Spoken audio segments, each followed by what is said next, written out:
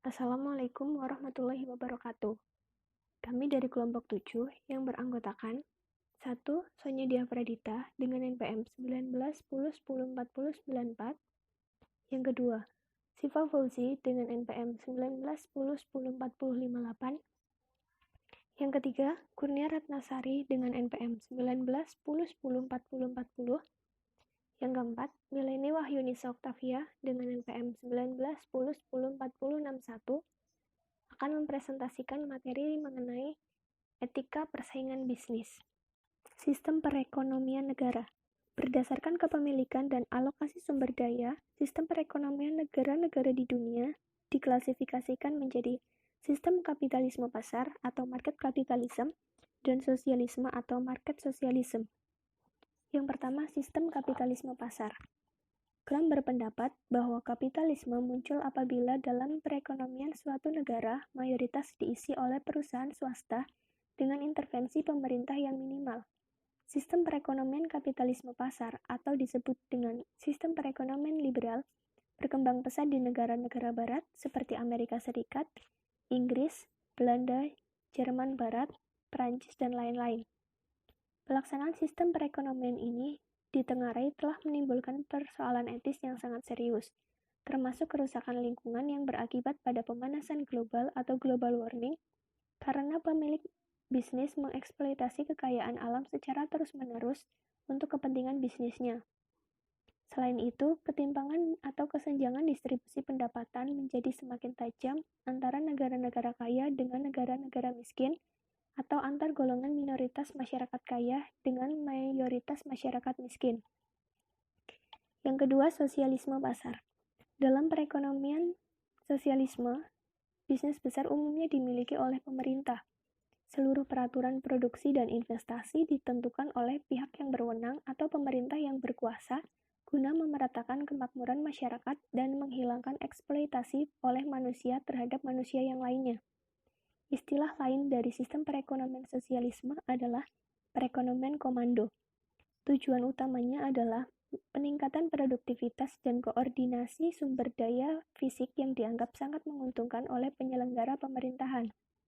Dalam sistem ini, pemerintah menguasai hampir seluruh perusahaan yang berada di bawahnya, baik yang berbentuk BUMN maupun yang berbentuk kerjasama dengan mitra swasta. Pemerintah juga turut mengatur jenis dan jumlah barang dan jasa yang akan diproduksi atau disediakan untuk warga negara. Dampak etis bagi konsumen yang hidup di negara dengan sistem komando adalah sedikitnya pilihan produk barang atau jasa yang tersedia dan ketidakefisienan biaya produksi akibat persediaan barang yang sering melebihi kebutuhan real konsumen. Negara yang pernah menerapkan sistem perekonomian ini adalah Swedia yang akhirnya diakhiri pada dekade tahun 1990-an. Adapun Kuba, Korea Utara, dan Myanmar masih menggunakan sistem sosialisme terpusat. Sistem perekonomian Pancasila. Sistem perekonomian Pancasila adalah perpaduan hal-hal positif yang terdapat pada perekonomian kapitalisme dan sosialisme. Ciri keadilan dan kebersamaan sistem perekonomian ini diambil dari sistem perekonomian sosialisme, sedangkan ciri hak dan kebebasan individu diambil dari sistem perekonomian kapitalisme, ditambah dengan kebebasan memeluk agama sesuai dengan keyakinan masing-masing. Sistem perekonomian Pancasila merupakan fondasi yang paling baik dan paling sesuai untuk membangun hakikat manusia Indonesia seutuhnya. Sistem ini melandasi sistem perekonomian Indonesia yang digali dan dikembangkan dari nilai-nilai luhur bangsa seperti kemanusiaan, nasionalisme, dan demokrasi yang diwujudkan dalam bentuk ekonomi kerakyatan yang diamanatkan dalam Undang-Undang Dasar 1945. Ciri-ciri sistem perekonomian Pancasila antara lain, yang pertama, adanya pembentukan dan pengembangan koperasi, yang kedua, berkomitmen pada pemerataan, yang ketiga, memiliki kebijakan ekonomi yang bertujuan untuk peningkatan kesejahteraan rakyat Indonesia. Yang keempat, perencanaan dilakukan secara terpusat. Yang kelima, pelaksanaan kebijakan dilakukan secara desentralisasi. Dalam sistem perekonomian Pancasila, masyarakat menjadi bagian terpenting sehingga negara bertugas untuk menguasai berbagai sumber daya yang berhubungan dengan hajat hidup orang banyak. seperti air, sumber daya alam, dan sebagainya. Saya Siva Fauzi dengan NPM 1910104058 akan menjelaskan tentang globalisasi bisnis. Globalisasi adalah laju peningkatan pergerakan barang, jasa, maupun modal melintasi batas antar negara. Globalisasi terjadi sebagai proses berkelanjutan yang bersifat multidimensional dan dipicu oleh intensitas perdagangan dunia serta aliran uang yang mengalir ke berbagai belahan dunia dengan dampak berbentuk teknologi, budaya, dan sistem sosial politik. Dengan demikian, satu fenomena dalam konteks global tidak hanya disebabkan oleh satu faktor dominan, namun juga oleh faktor pendorong yang lain. Ada beberapa faktor pendorong meningkatnya transaksi lintas negara.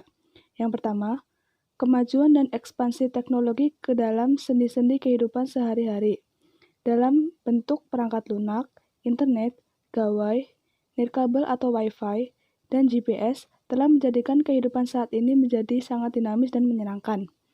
Yang kedua, perbaikan sistem transportasi, terutama di negara-negara maju telah berhasil menurunkan biaya transportasi dengan kecepatan perpindahan lebih tinggi. Yang ketiga, pertumbuhan perusahaan-perusahaan multinasional, terutama yang berasal dari Asia, turut meramaikan lalu lintas perdagangan lintas negara sejak 1 dekade terakhir. Perusahaan-perusahaan ini memiliki modal besar, didukung oleh fasilitas dan teknologi terbaru, sehingga mampu mempercepat langkah mereka dalam melakukan penetrasi pasar global. Yang keempat, perubahan situasi politik, ekonomi, dan sosial di banyak negara telah membuka pasar-pasar baru bagi perdagangan internasional.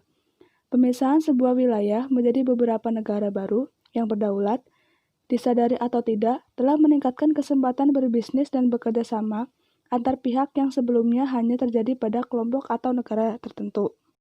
Keuntungan dan kerugian globalisasi bisnis. Keuntungan. Yang pertama, meningkatkan produktivitas ekonomi. Yang kedua, mendorong penurunan harga. Yang ketiga, memberikan akses pendanaan keuangan bagi negara sedang berkembang untuk membangun perekonomian. Yang keempat, memungkinkan transfer teknologi, dan yang kelima, membangun demokrasi dan kebebasan.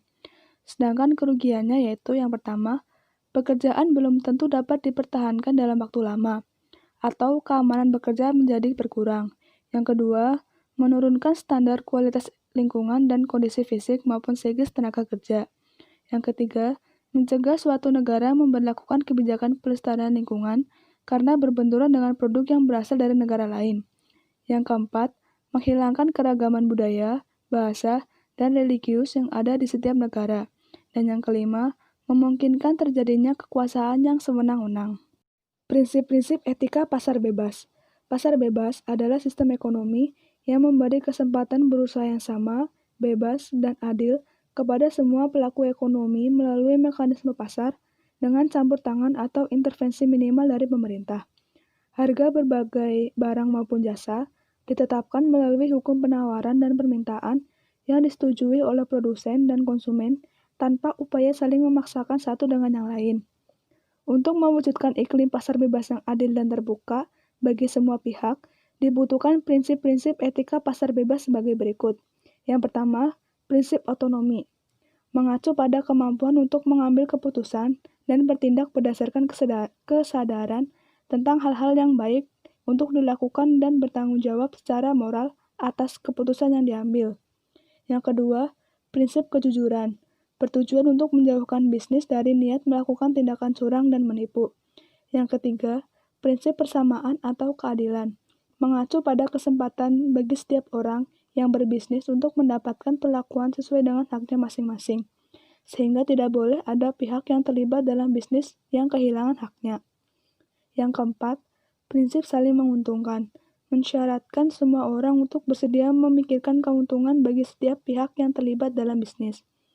Dan yang kelima, prinsip integritas moral, berfokus kepada keharusan pelaku bisnis untuk menjaga nama baik, dapat dipercaya, dan menjadi perusahaan terbaik.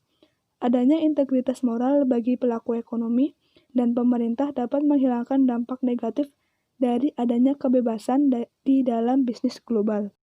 Saya, Milenia Yunisa Octavia, akan menjelaskan tentang peran pemerintah dalam pasar bebas. Terdapat beberapa pendekatan yang harus dilaksanakan oleh pemerintah di pasar bebas. Yang pertama, menjalankan trias politika, yaitu memisahkan secara tegas kekuasaan eksekutif, legislatif, dan yudikatif.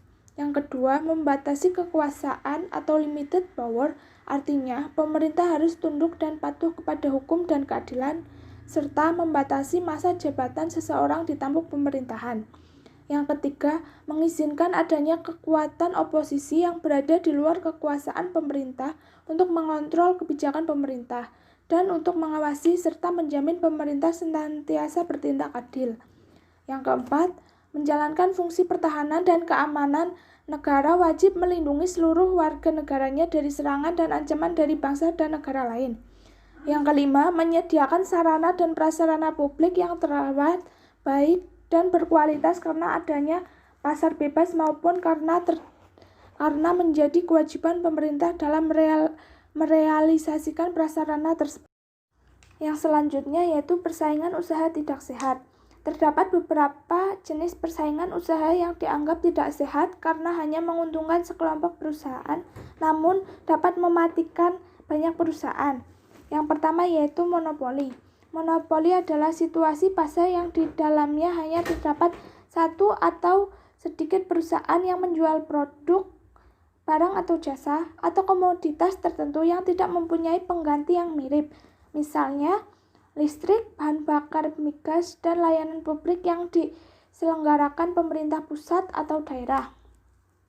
Monopoli dapat berlangsung secara alamiah apabila sebuah perusahaan dapat menjadi perusahaan besar dan unggul melalui persaingan bisnis yang sehat tanpa didukung oleh fasilitas dari penguasa atau kartel.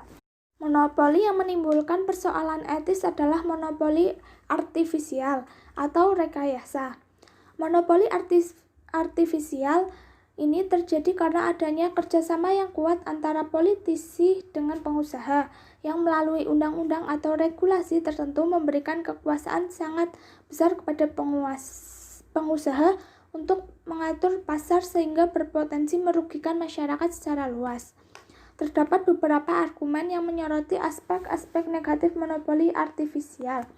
Yang pertama, monopoli artifisial melanggar keadilan prosedural, yaitu semua pihak diperlakukan dengan ketentuan dan prosedur sama dan adil.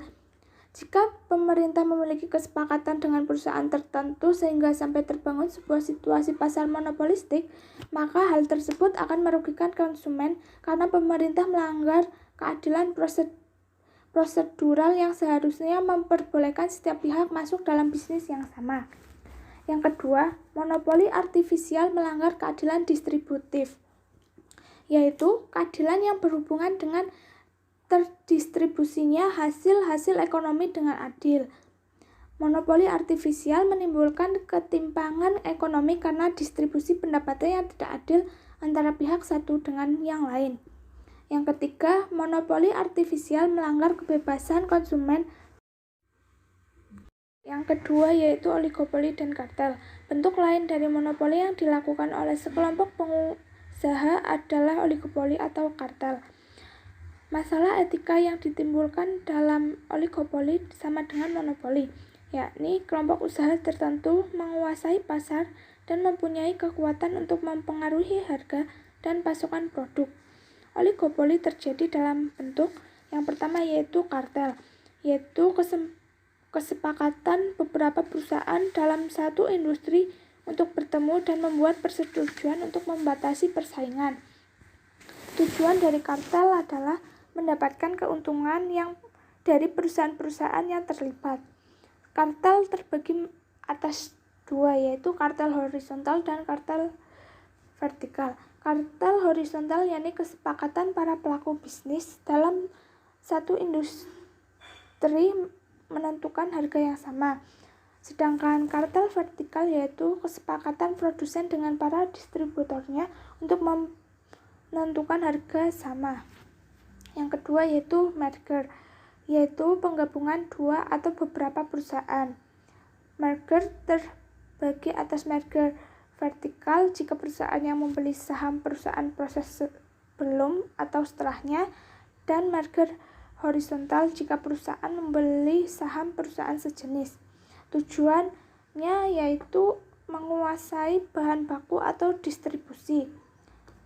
Yang ketiga yaitu price fixing, yaitu pemakaian yang dilakukan oleh perusahaan oligopolistik kepada konsumen untuk membayar harga tertentu yang mereka inginkan, yang dalam hal ini harga telah ditetapkan secara sepihak. Yang keempat yaitu manipulasi penawaran. Dalam bentuk perusahaan oligopolistik menyepakati penangguhan produksi dalam kurun waktu tertentu untuk mempengaruhi pasar dengan asumsi jika kelangkaan produk terjadi maka kenaikan harga terjadi. Yang kelima yaitu price leadership, yaitu kesepakatan tersembunyi antara perusahaan dalam satu industri untuk menaikkan atau sebaliknya menurunkan harga produk mengikuti langkah yang diambil oleh salah satu perusahaan. Selanjutnya, saya Sonya Dia Pradita, NPM 1910104094, akan menjelaskan yang terakhir tentang perlindungan hak atas kekayaan intelektual. Pada prinsipnya, hak atas kekayaan intelektual terdiri dari dua kategori.